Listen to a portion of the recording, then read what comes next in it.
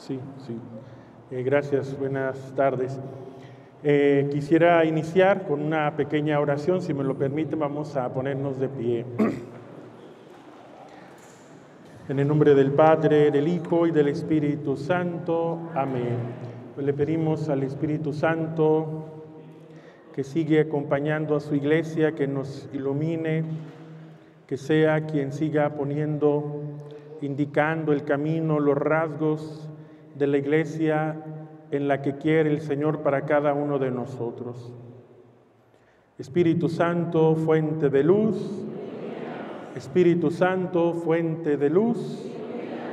Espíritu Santo, fuente de luz. En el nombre del Padre, del Hijo y del Espíritu Santo. Amén. Tomen asiento. Bueno, miren, aquí al frente tenemos los bloques que estaremos o que estamos viendo, analizando. Son a grandes rasgos 3 bloques, todos en la misma línea eclesiológica. Ustedes ya vieron el primero, iglesia, ¿quién eres? Hoy vamos a ver este segundo bloque, este segundo apartadito eclesiológico conmigo. Iglesia, ¿cuál es tu misión? Y estarán viendo también después el tercero y el último bloque, iglesia, ¿cómo vives tu ser y tu misión? Son los 3 bloques. Y empezamos entonces con el mío.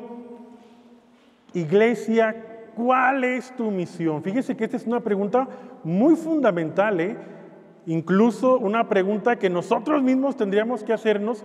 Somos partícipes de una iglesia, somos bautizados, pero a lo mejor puede que en algún momento perdamos de vista este objetivo ante esta pregunta. A ver, iglesia, ¿cuál es tu misión? Yo me puedo preguntar, y a lo mejor cada uno de manera personal, a ver, ¿cuál es la misión verdadera de la iglesia? Todos somos bautizados, participamos en algún servicio o ministerio, pero ¿cuál es la misión de la iglesia? Esto que voy a responder la pregunta no aparece en sus hojitas. Les voy a pedir si quieren tomar nota al final del folleto, o en una libreta, o en una lapicera, porque esta parte de introducción, para ubicarnos, ya vamos a aterrizar en lo que tienen en el folleto. Entonces, esto propiamente no aparece en sus folletos, es la parte introductoria. Ante esta pregunta, iglesia, ¿cuál es tu misión? Algunos a lo mejor pudieran responder, echan a volar la imaginación, ¿verdad? La misión de la iglesia puede que sea aquel pasaje del Evangelio en la última cena cuando Jesús les dice a los apóstoles, hagan esto en memoria mía. Y entonces la misión de la iglesia, podrían pensar, celebrar la Eucaristía, que el sacerdote vaya para allá, lleve la comunión para acá. A lo mejor algunos otros, respondiendo ante esta pregunta, pudiéramos ver la figura de Jesús en los Evangelios y pudiéramos pensar, no, la respuesta está en ir a los necesitados, a los alejados, a los pobres. Así como Jesús hizo esta misión y esta tarea, también nosotros tenemos la misma misión de Jesús. Pues bien, vamos a responder a esta pregunta esencial y fundamental para cada uno de nosotros. Y ante ello tendríamos que preguntarnos si la iglesia tiene una misión, que es justamente la pregunta que nos va a guiar en esta tarde, es porque alguien le delegó, le dio la misión a la iglesia. Yo pregunto, ¿quién creen ustedes, quién se imaginan que dio esta misión a la iglesia? ¿Quién le habrá dado? Dios Padre, en el Antiguo Testamento, que después, efectivamente, se la dio a Jesucristo. Vamos a ver entonces, cuando visualizamos esto de misión, cuando vemos esto de una misión, nos pone ya en un contexto de un objetivo muy claro y específico, ¿no? Repito, la pregunta, iglesia, ¿cuál es tu misión?, nos estará acompañando a lo largo de este tema que estaré dando. Una misión supone una encomienda de alguien. Dios Padre encomendó a su Hijo Jesucristo una misión concreta y clara. Y se la encomendó Dios Padre porque le tuvo esa confianza a su Hijo único para que llevara adelante esta misión, esta tarea. Y esta misión conlleva una confianza. Dios no podría delegar a nadie sino aquella persona que confía plenamente para que lleve esta misión. Y a su vez, Jesús encomienda esta misión a la iglesia. Creo que hay mucho eco. ¿Cuál es la misión de Jesús? ¿Cuál es la misión de Jesús? Y aquí es donde vamos a responder y nos vamos a ir directamente al grano, pues para agilizar más esto, ¿verdad? En el Evangelio se define muy claramente esta sentencia. ¿Cuál es la misión?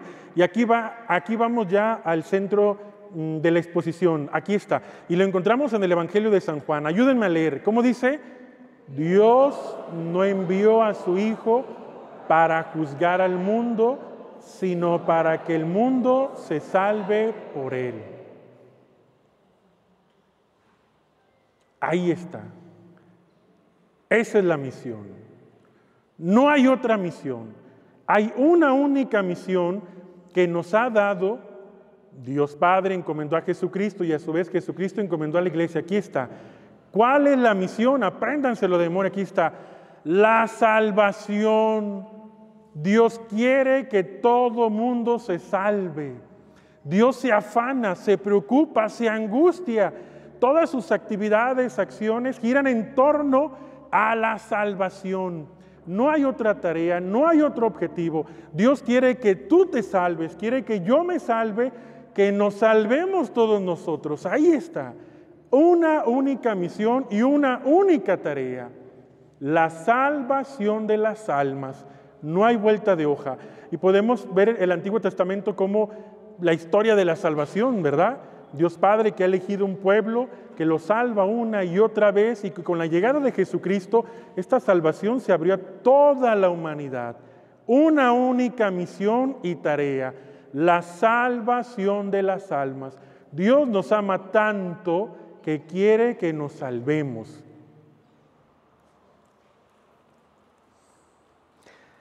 Y esta misión, como lo decíamos hace un momento, Jesús la encomienda a la iglesia, a todos nosotros los bautizados.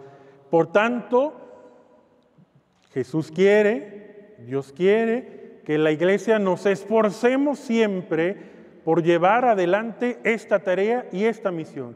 Que todos nuestros proyectos, actividades, todo gira en torno a nuestra salvación. Porque Dios quiere que tú te salves y que nos salvemos todos. En el Nuevo Testamento también existe una claridad en cuanto a esta misión.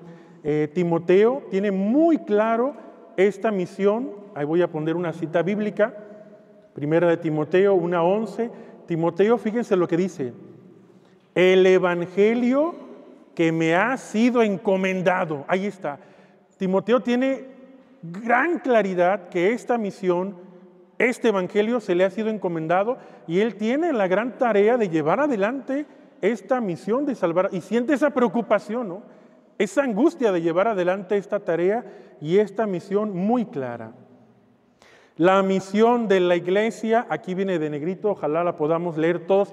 Repetimos lo que está en negrito. ¿Cómo dice? La misión de la iglesia es evangelizar. No hay vuelta de hoja. Llevar adelante la buena nueva, la noticia que debe alegrar nuestros corazones, que debe cambiar nuestras actividades. Dios quiere salvarnos y esta buena noticia que se convierte en evangelio con Jesucristo es la evangelización, una tarea para toda la iglesia. Fíjense que hay un documento latinoamericano en el 2007 que es este documento, el documento de Aparecida de la Quinta Conferencia del Episcopado, que reflexionaron muchos puntos, ¿no? Sobre todo el ser, el quehacer, la misión de la iglesia, discípulos y misioneros, que reflexionaba mucho este documento de Aparecida. Muchos teólogos, cardenales, religiosas, jóvenes participaron en la realización de este documento de Aparecida, que nos habla muy fuertemente de la misión de la iglesia aquí en América Latina. Y uno de los grandes pensadores, o quienes aportaron mucho en esta realización de este documento de Aparecida, nada menos y nada más que fue en aquel entonces el cardenal Bergoglio, si saben quién es, ¿verdad? El Papa Francisco. Ahí dejó sus pinceladas en este documento de Aparecida en cuanto a la misión, el ir al encuentro de los pobres. Solamente vamos a ver algunos puntos muy rápidamente de este documento. 30, el número 30. El número 30 del documento de Aparecida dice: anunciamos a nuestros pueblos que Dios nos ama, que su existencia no es una mera amenaza para el hombre, que está cerca con el poder salvador y liberador de su reino, que nos acompaña en la tribulación, que alienta incesantemente nuestra esperanza en medio de todas las pruebas. Los cristianos somos portadores de buenas noticias para la humanidad y no profetas de desventuras. Y el documento de Aparecida nos invitaba a todos nosotros a ser portadores de esta buena noticia, a anunciar a los demás con gran alegría, con gran gozo, cómo Dios te ama y quiere salvarte. Hace poco tiempo escuché un teólogo que reflexionaba en torno a la misión, la misericordia y el amor de Dios, y decía él: hoy en día nosotros, bautizados, tenemos una necesidad de sentir cerca a Dios, de tenerlo cerca de nuestro corazón, y hay una necesidad de decirle al hermano, al de enfrente: Dios te ama. A lo mejor es una palabra que ya hemos usado mucho y que ha perdido la fortaleza. Dios te ama, y porque Dios te ama, quiere salvarte. Justamente lo que dice el documento de Aparecida en el número 30. La Iglesia, por tanto, debe cumplir esta misión siguiendo los pasos de Jesús. Todos conocemos la vida de Jesús, sus rasgos, características, cualidades, la cercanía, se hizo servidor, obediente, pobre entre nosotros, y nos invita a que tengamos una vocación, lo que dice mero bajito, a que seamos discípulos y misioneros. Y esta tarea se realiza en el anuncio del Evangelio, de la buena noticia, sobre todo la paz a todas las naciones. Ahora, en nuestro caminar diocesano, nuestro obispo Gerardo y toda la Iglesia ha entrado en este ambiente sinodal, desde la invitación que nos hacía el Papa Francisco en aquel entonces, y ahora con el Papa León, que ha continuado una Iglesia sinodal, cercana a los pobres, abierta a la escucha, al diálogo, a la reflexión. Y entonces, don Gerardo, junto en esta sintonía con la Iglesia, nos ha invitado como Iglesia diocesana, por eso están aquí ustedes, y en sus parroquias lo hemos trabajado, a que reflexionemos qué tipo de iglesia diocesana aquí en Colima, o parroquial, ahí en sus parroquias, en cada una de sus parroquias, tenemos. ¿Qué iglesia parroquial tengo yo? Cada parroquia tiene un mismo caminar muy propio que está en sintonía con esta sinodalidad. Y entonces vamos a reflexionar qué tipo de iglesia hoy en día el Espíritu Santo nos está pidiendo aquí en nuestra diócesis y en nuestras parroquias también. A ver, ¿qué tipo de iglesia? Porque a lo mejor puede que falten algunos rasgos y características de esa iglesia que Dios quiere, que el Espíritu Santo me está invitando a hacer, a promover. Puede que falte motivar más en mi parroquia y en la diócesis, llevar adelante, impulsar este tipo de iglesia que Dios quiere para nosotros. Y es justamente lo que vamos a hacer.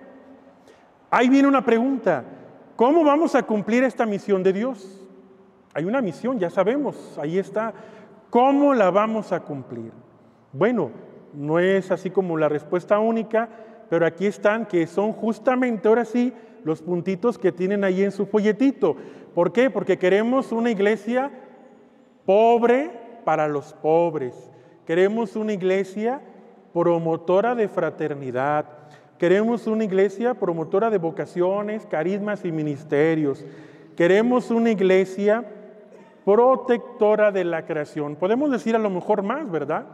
Pero solamente vamos a ver estos 4 partecitas tratando de responder ese cómo seremos una iglesia en misión.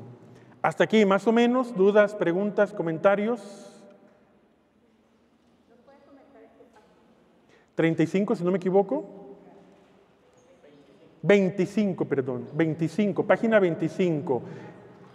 Vamos a empezar entonces con el ahí está. ¿Cuál es el primer título? Aquí lo tienen al frente o ahí en su página 25. ¿Cuál es? Ayúdenme a leerlo. Iglesia pobre para los pobres. E inmediatamente se nos viene a la mente pues muchos pasajes del Evangelio donde Jesús se hizo pobre con los pobres. Aquel pasaje comúnmente conocido como el lavatorio de los pies, ¿verdad? He hecho esto para que ustedes también lo hagan.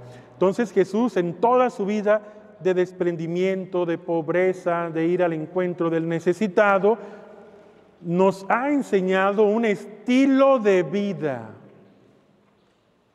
Un estilo de vida. Jesús quiere que seamos pobres. Y al yo ser pobre, me sentiré necesitado. Una persona que no es pobre, pues no tiene la necesidad de nada.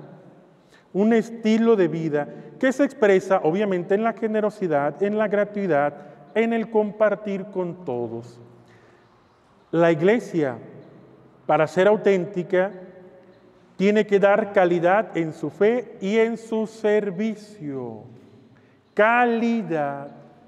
Calidad.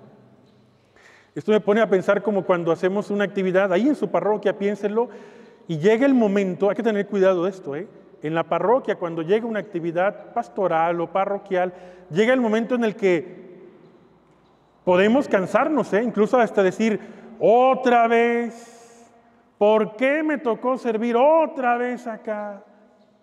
Perdemos la calidad en el servicio, Aquí tenemos que tener bien claro que el servicio, por más significante, pequeño, desde barrer, sacudir, limpiar, poner, es un servicio importante. Y todos tenemos que sentirnos importantes en el servicio que desarrollemos. No tenemos que decir aquel sí, este no vale, sino dar calidad en nuestro servicio, con amor, con entrega y con gratuidad, el servicio a los demás. Cada uno de estos capitulitos no los voy a seguir al pie de la letra, sino voy a sacar así como lo esencial de su folletito, No me voy a ir guiando como párrafo por párrafo, La opción por los pobres, esto me pone a pensar como el DIF u otras organizaciones de beneficencia pública que ayudan a los necesitados. Menciónenme algunas de esas organizaciones que ayudan. DIF, Cáritas, Salud Digna, Club Rotario, Club Leones. ¿Vienen dormidos o no ubicamos? ¿O no ubicamos? Bueno, hay muchas organizaciones que ayudan caritativamente a las personas. Yo voy a poner un ejemplo que a todos ubican, el DIF, ¿no? El DIF. Yo les pregunto, ¿cuál será la diferencia entre el DIF y la pastoral social, si también la pastoral ayuda y lleva despensas? ¿Cuál será la diferencia? El rostro de Cristo que puedan mostrar. ¿Cuál más? ¿Habrá qué otra característica, diferencia habrá?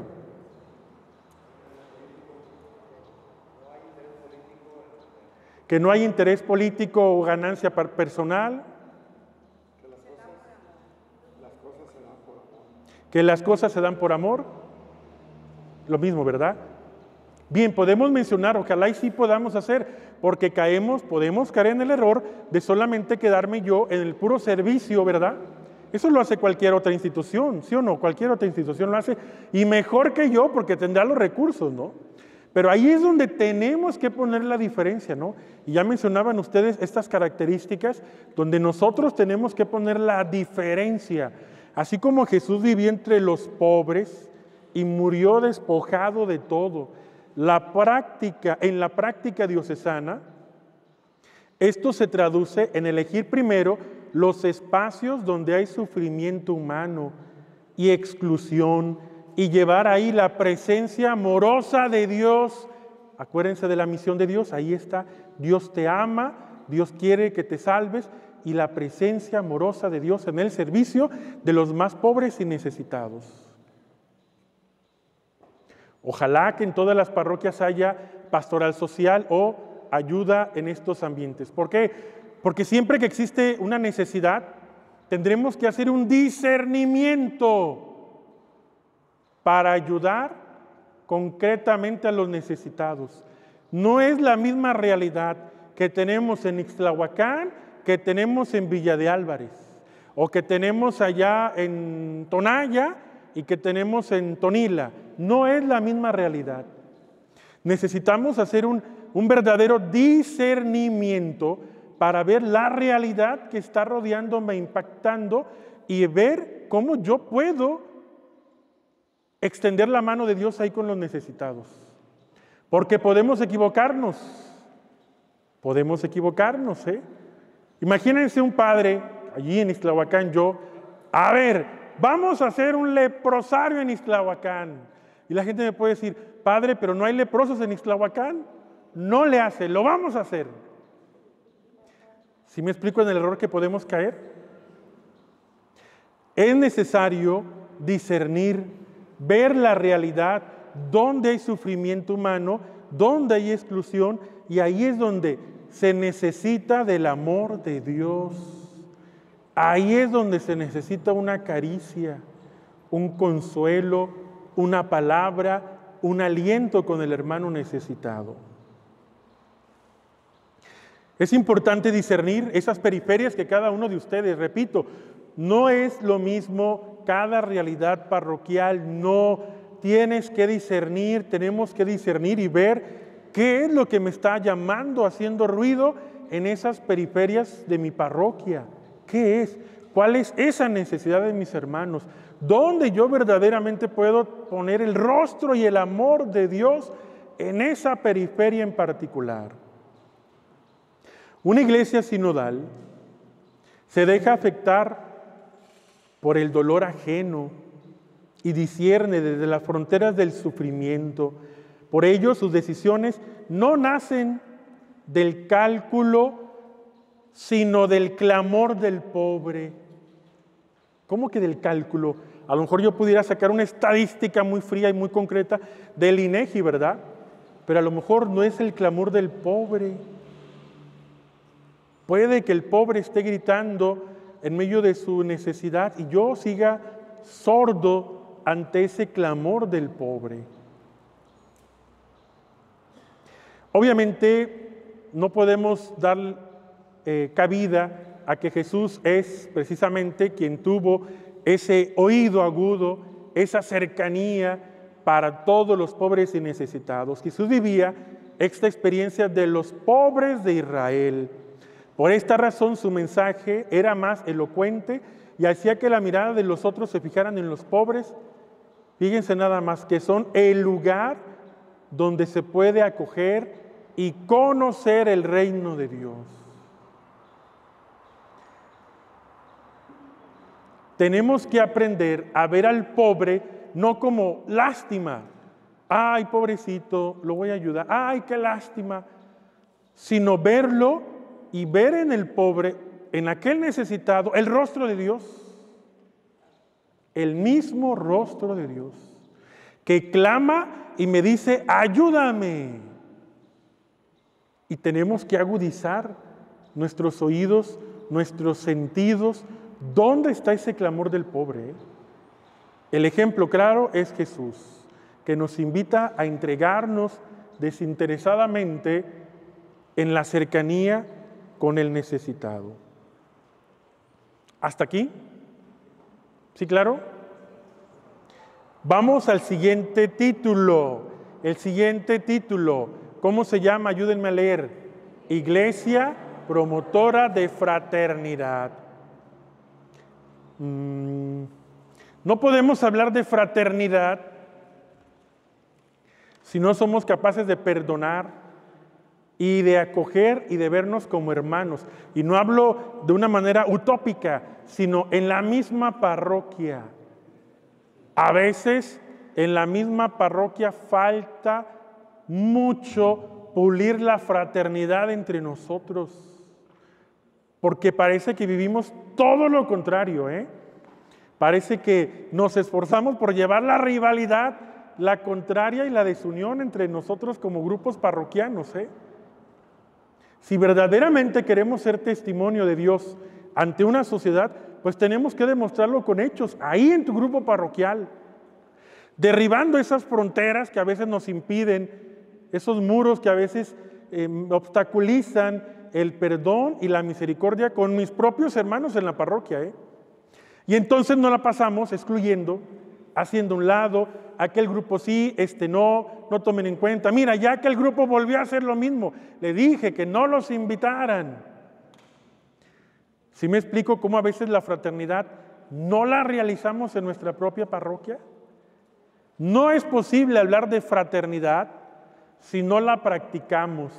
¿De qué le sirve a una persona haber tenido un diplomado en liturgia, ir todos los domingos a misa, confesarse frecuentemente, participar en un servicio parroquial, si no es capaz de mirar a su hermano con ojos?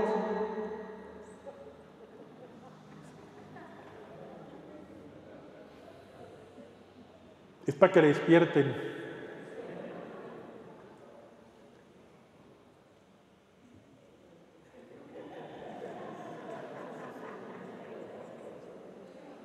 Dice ahí al final del parrafito, dice, puedes aprender toda clase de teología, incluso ir al seminario 2 fines de semana, pero no puedes conocer automáticamente el amor. Porque eso no es una lección. Se aprende en la constante práctica de perdonar y de acercarnos al hermano. Vivimos una sociedad tan golpeada ante la violencia, la inseguridad, el narcotráfico, todos ya lo sabemos, ¿no?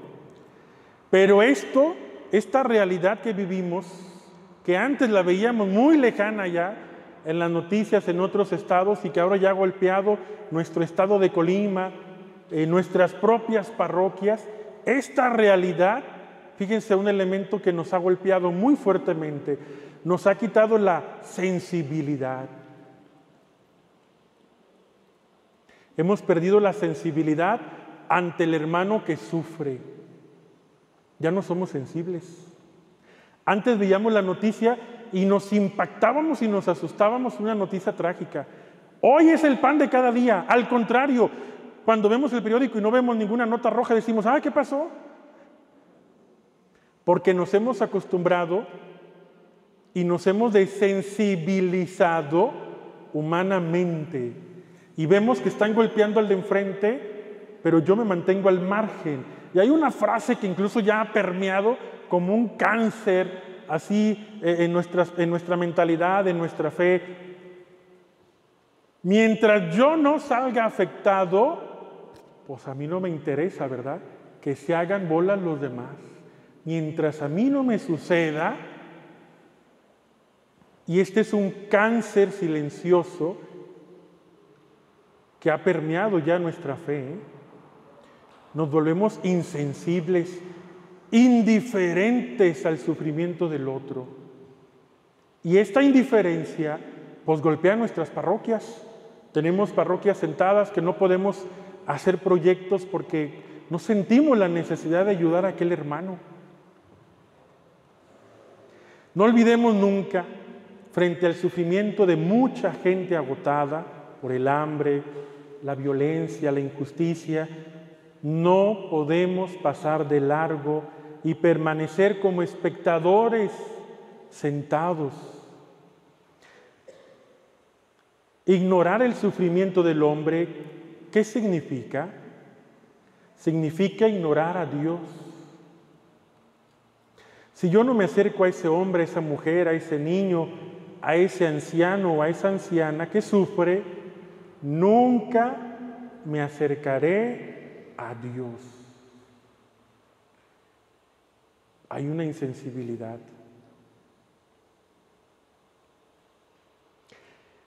El corazón del bautizado debe estar en sintonía con el corazón de Dios. No podemos estar al margen de lo que Dios quiere y de lo que Dios ama para cada uno de nosotros. De ahí viene este término de compasión, que no es tener lástima. Es una característica incluso esencial de la misericordia de Dios. En los evangelios encontramos algunos momentos en los que Jesús tiene compasión. ¿Se acuerdan de algún pasaje del evangelio donde Jesús tenga compasión? El ciego, los leprosos, el paralítico, la viuda. Y hay un pasaje también que lo remarca, bueno, hay varios, ¿verdad? El hijo pródigo, al verlo el padre, tuvo compasión. Y otros pasajes que podemos decir, ¿verdad? Compasión es sentir con, o dicho de otra forma más coloquial, estar en los zapatos del otro, de aquel que sufre, ¿verdad? Porque yo lo puedo ver desde acá, desde fuera, ¿verdad? Estar en los zapatos del que sufre. Y al estar en los zapatos del que sufre, entonces sí, yo puedo clamar auxilio, ayúdenme. Ahí viene entonces. Tenemos que despertar la conciencia que nos ha entumido ante el sufrimiento y el dolor de nuestros hermanos. Y esto es tarea nuestra. Esto es tarea nuestra. El corazón, por ello, este rasgo de una iglesia promotora de fraternidad nos lleva a contemplar, a hacernos prójimos con el otro, movidos por la compasión y la misericordia que supera toda barrera, cultura religiosa. La confesión de la fe y el compromiso social van unidos. Miren, hoy en día tenemos que entender como una iglesia diocesana, pobre para los pobres, respondiendo a la misión de la iglesia, es un error hoy en día quedarnos formándonos toda nuestra vida adentro de las aulas. Ya no podemos seguir formándonos toda la vida dentro de las aulas. Hoy en día tendremos que escuchar el clamor del pobre afuera e ir al encuentro del pobre afuera. Ya no podemos seguir calentando bancas en las aulas. Hay grupos que están 1, 2, 3, 4, 5 años en la parroquia y ahí se quedan. Y yo me pregunto, ¿en qué momento ese grupo ha escuchado el clamor de Dios afuera y ha salido al encuentro del hermano? Hoy en día tenemos que nosotros darnos cuenta que además de la formación en las parroquias, es necesario la acción social. Y no están peleados, al contrario, van de la mano. La evangelización o la formación en la parroquia y una acción social van de la mano. Más aún puedo decir, se complementan.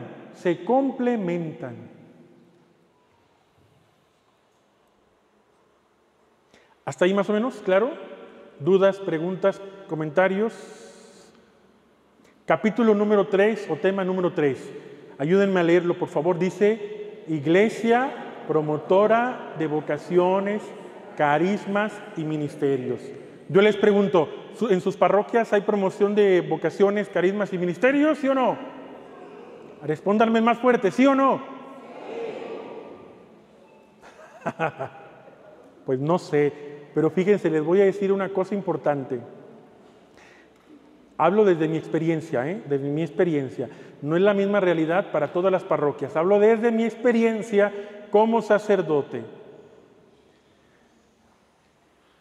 Yo he visto que nosotros bautizados, tú y yo, que estamos en grupos parroquiales y que estamos evangelizados y que tenemos bien claro la promoción de las vocaciones, ministerios, servicios, he visto que somos los principales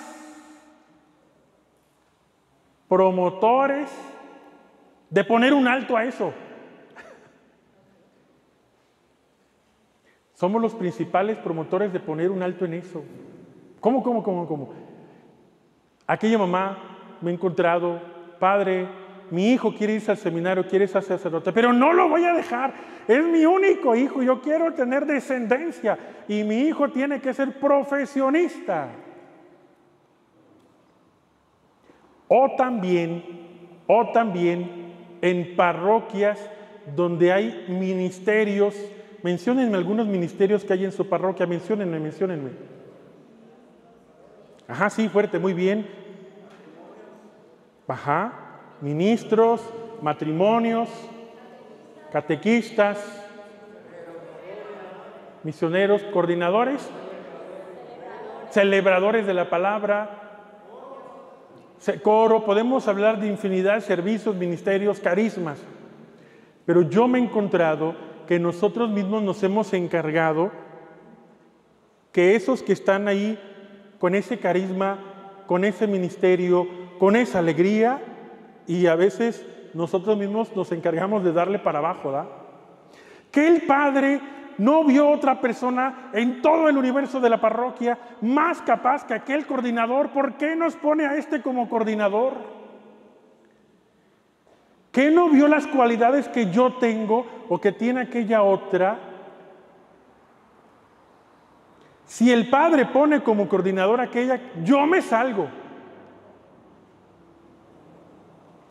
Y encontramos entonces grandes obstáculos en nuestra parroquia para entender los ministerios y servicios y carismas que pudiera haber. Ya lo decían ustedes, catequistas, coro, celebradores de la palabra. Fíjense aquí nada más, fíjense cómo hemos obstaculizado, bueno, no hemos sido conscientes en la formación de los celebradores de la palabra. Yo lo veo desde mi parroquia, repito, es una experiencia personal, de a lo mejor puede que se permee en otras parroquias. La gente misma ha dicho, padre, yo voy a la iglesia el domingo y me asomo. Si es el celebrador, me voy, no me quedo.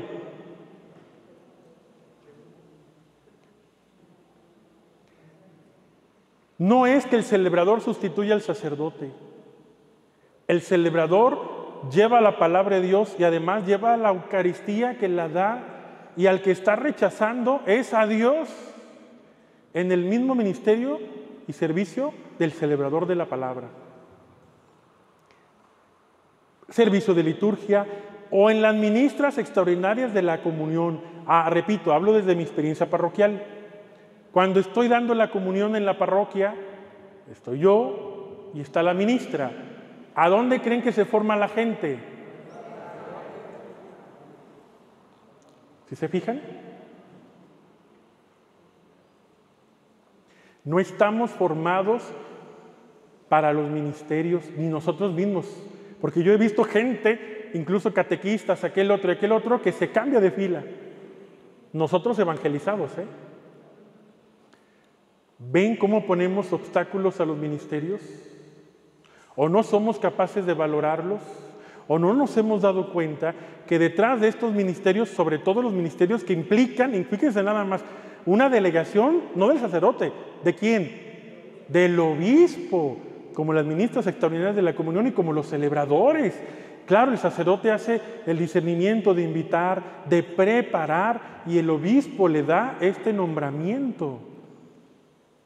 Y no estamos preparados nosotros. No creemos digno aquel hermano, aquella hermana, ¿verdad? Los ministerios.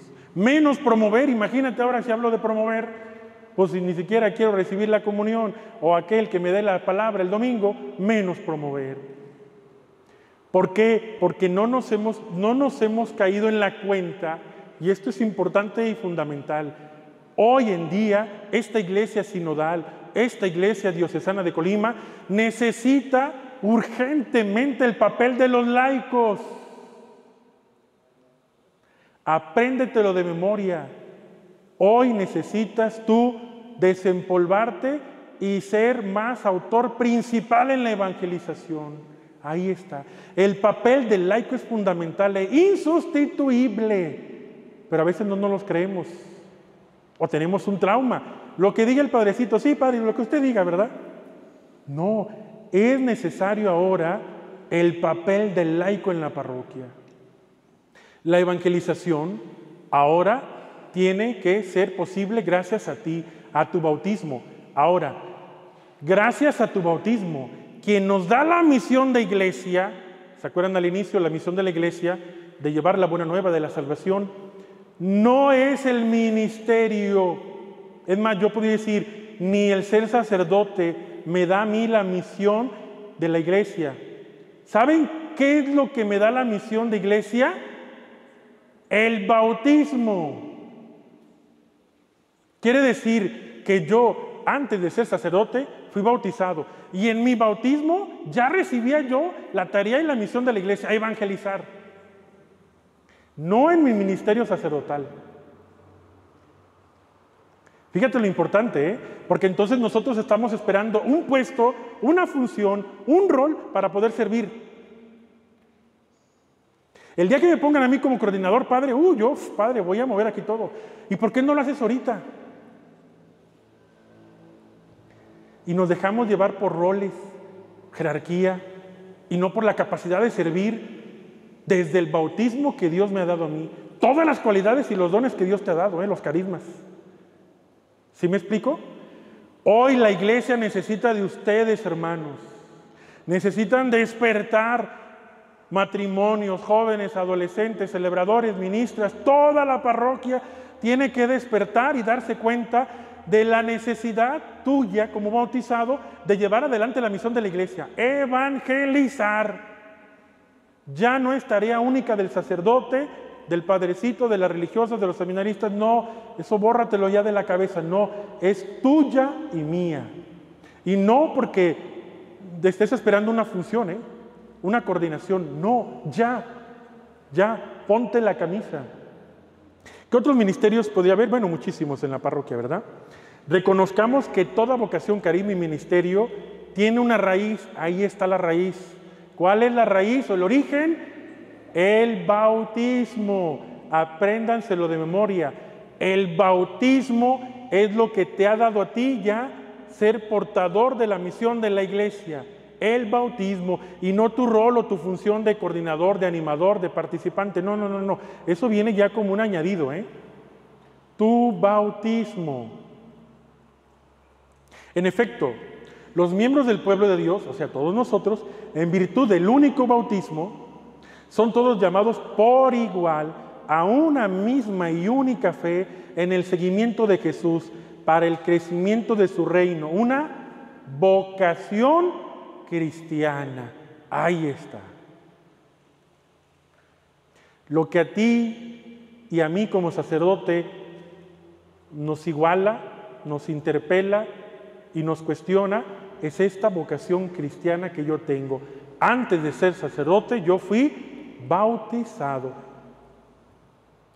Por tanto, el bautismo adquiere un papel fundamental en tu vida. El bautismo. Repito, desde el bautismo hemos recibido la misión y la tarea, la encomienda. Y obviamente después vienen ya los diferentes tipos de vocaciones, al ministerio sacerdotal, como son los sacerdotes, a la vida consagrada, todos los religiosos, religiosas, o a la vida laical, que es en el que están, ¿verdad? En la comunidad cristiana todos los bautizados están enriquecidos con dones. O sea que no hay excusas de que digas, padre, pero es que yo no soy bueno para acá. Bueno, debes tener algún don, porque el Espíritu Santo desde tu bautismo ya te enriqueció con los dones. O sea, no esperes una función, un título, un reconocimiento, una jerarquía, pues para llevar adelante tu tarea de bautizado. Y aquí encontramos la diferencia entre carismas y ministerios, y nos dice el primer recuadro, si me ayudan a leerlo y si se alcanza a ver. Carismas, ¿qué son carismas? Son gracias especiales que el Espíritu Santo concede a los fieles, de los cuales los hace aptos y prontos para ejercer diversas obras y deberes que sean útiles para la renovación y la mayor edificación de la Iglesia, para una utilidad eclesial y social, pues están ordenados al servicio de la Iglesia, a su continuo desarrollo y crecimiento, al bien de los hombres y a las necesidades del mundo. Carismas son gracias especiales del Espíritu Santo. Y el Espíritu Santo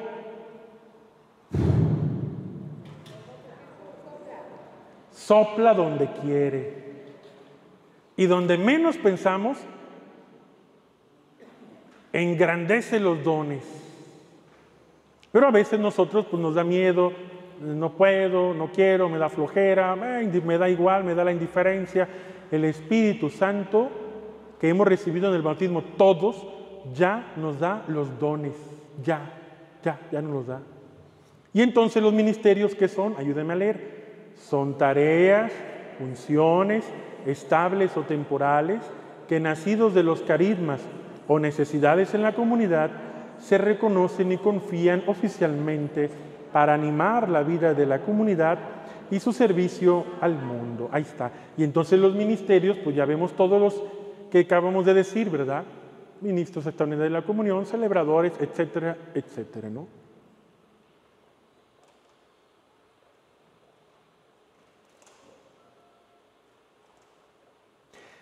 Una iglesia, imagínense una parroquia,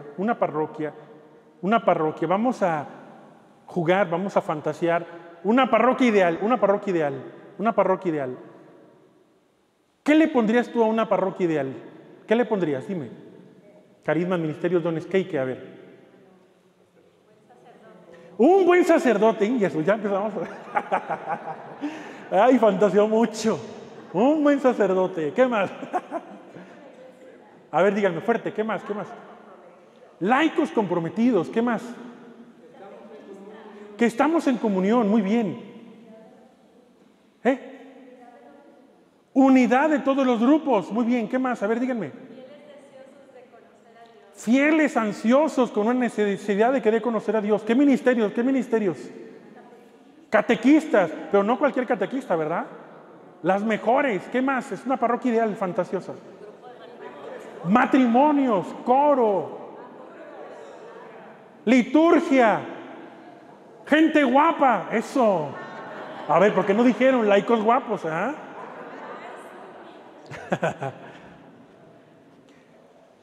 Aquí viene una iglesia ministerial, hablando de ministerios laicales. Es una iglesia sinodal, donde hay comunión, donde hay fraternidad, donde hay unión de grupos. Imagínate una parroquia así, donde haya todos los ministerios, catequistas, celebradores, misioneros, grupos parroquiales, niños, jóvenes, etcétera. Todos los grupos que pueda haber, coro. Esa es una parroquia viva, llena de ministerios, de servicios, donde todos tienen un espacio, donde nadie queda fuera. Eso es. Y esa es una iglesia sinodal. Ahí está. Hace ratito decía fantasíen, pero puede ser realidad. Y esta iglesia que deseamos ahorita así, toda perfecta, pues puede ser una iglesia ahí, parroquial. ¿Que nos cuesta trabajo? Sí, quien dijo que era fácil, implica trabajo. Miren, una de las cosas que a mí me cuestionan las parroquias, y no por ustedes lo digo, pero voy por un punto, que llego a una parroquia y me dicen, padre, nosotros aquí hemos servido en este grupo, en este ministerio, en este servicio, y llevamos ya 20 años, padre, y somos los mismos. Yo no sé si aplaudirles o preocuparme. Aplaudirles porque pues han perseverado, han sido, pero preocuparme porque digo, ¿y entonces dónde están los demás? ¿Y por qué no nada más ustedes? ¿Y por qué no, pues, por qué no se renueva este asunto? Son los mismos de 5 o 10 años y son los mismos. Y no dejan llegar, dice, ¿verdad? ¿Sí me explico? Una iglesia ministerial implica, hermanos, que tú promuevas, que no te quedes con los mismos de siempre, que lances el gancho, el anzuelo y que traigas a más. Ven, ayúdanos, tú también, ven. Pero eso implica de todos. Pero si tú te quedas sentado y nadie promueve, pues van a seguir los mismos siempre. Necesitamos que esto se traduzca en un compromiso pastoral, en una misión evangelizadora. Ya lo dije hace rato, la tarea de la evangelización o de la misión es de todos los bautizados y el servicio a los más pobres. Esto requiere una verdadera cultura vocacional, promover los ministerios, carismas, servicios que pueda haber. ¿Hasta ahí, claro, más o menos? ¿Dudas, preguntas? Porque vamos a pasar al último puntito. el último puntito, ¿sí? Ayúdenme a leer, ¿cómo se llama este capitulito? Iglesia protectora. Y empezamos con esta imagen que nos impacta, que nos deja ver qué hemos hecho de este paraíso maravilloso que Dios nos ha regalado. ¿Qué hemos hecho? Indudablemente, Dios quiere lo mejor para nosotros. Dios nos ha dado lo mejor a cada uno de nosotros. No escatimó en darnos poca cosa, sino algo maravilloso, algo grande. ¿Qué hemos hecho de esto? Podemos encontrar muchos pasajes en la Sagrada Escritura hablando del libro del Génesis, cuando Dios creó toda la creación en el primer día, el cielo, la tierra, el sol, los animales, los astros del cielo, y culminó la creación Dios ¿con quién culminó la creación? Con el hombre y la mujer, con la humanidad. La coronó y se la dio y le dijo que cuidara de ella. Y hay una conciencia que Dios nos da de cuidar este planeta, este mundo que nos ha dado. Y es una tarea incluso que aparece en el libro del Génesis. El cuidado de una casa común. ¿Y qué hemos hecho con esta casa que Dios nos ha regalado?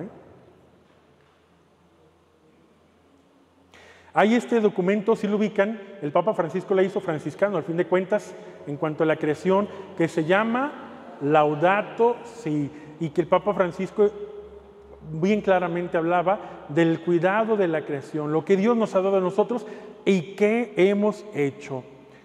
Solamente por leer algún número, el 218. La mejor forma de respetar la naturaleza es promover una ecología humana, abierta a la trascendencia, que respeta a la persona, a la familia, los ambientes, las ciudades. El Señor ha entregado el mundo para todos, para todas las generaciones, presentes y futuras. Y ahí viene entonces esta conciencia. Cuidemos la casa que Dios nos ha dado. Obviamente esto no es para escatimar ni es para hacer menos. Pidamos mucho al Espíritu Santo que esta tarea, en esta misión que nos ha dado de llevar la buena nueva, de ser portadores de la salvación, también podamos ser portadores de la salvación de nuestro planeta. ¿Dudas, complementaciones, preguntas?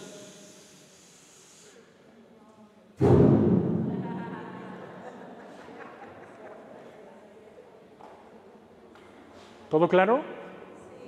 Vamos a terminar haciendo una oración de gratuidad al Señor en este momento que nos ha prestado. Pónganse de pie.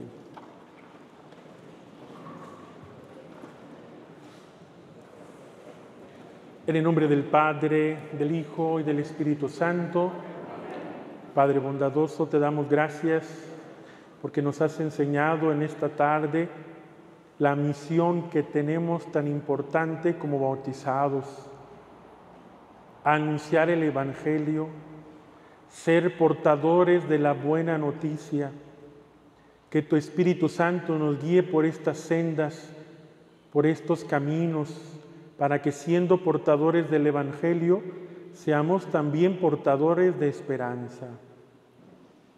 Dios te salve María, llena eres de gracia, Señor es contigo. Bendita eres entre todas las mujeres, y bendito es el fruto de tu vientre, Jesús. Santa María, Madre de Dios, ruega, Señora, por nosotros los pecadores, ahora y en la hora. En el nombre del Padre, y del Hijo, y del Espíritu Santo. Amén. Muchísimas gracias.